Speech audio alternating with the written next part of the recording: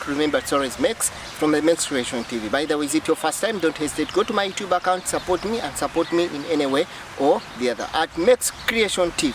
Yes, we're talking about what you call the wage protection system. When you look at the wage protection system, yes, in November 2015, yes, the Qatar Labour government amended its article 65, and introduced what you call the wage protection system.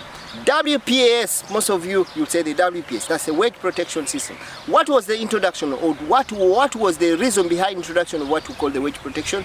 It is to protect the safety of the employer and the employee regarding to what you call salary remittance. Yes, let us try to talk about most of you will agree with me. You have accounts that are open for you by what you call the companies, and you are being paid, and at the end of it all, on your ATM you can be able to receive what you call a monthly salary that's being submitted. When you have your key ID also linked, you can still have to get what you call your message that's being given to you. Yes, most of the times when you look at most of this, very important, there are some employers that tend to obligate or false out to definitely not giving us what is right. And some of you will agree with me, some of you are still being paid by hand, meaning that you are not being protected in that regard, because according to the law, all employers are supposed to pay all their workers through what we call the wage protection system. By the way, let me try to ask a question.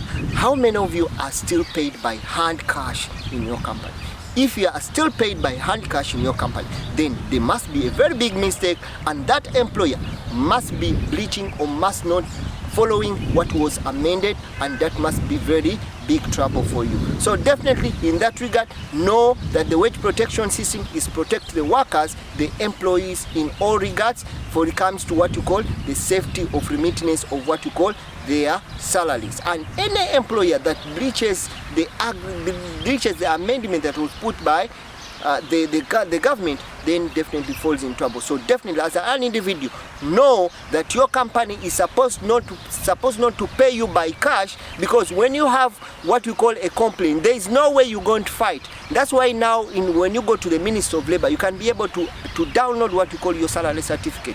But if you are paid by hand, how will you be able to download your salary certificate? You'll not be able to do that in any regard. Hope I've tried to share something for you. Thank you.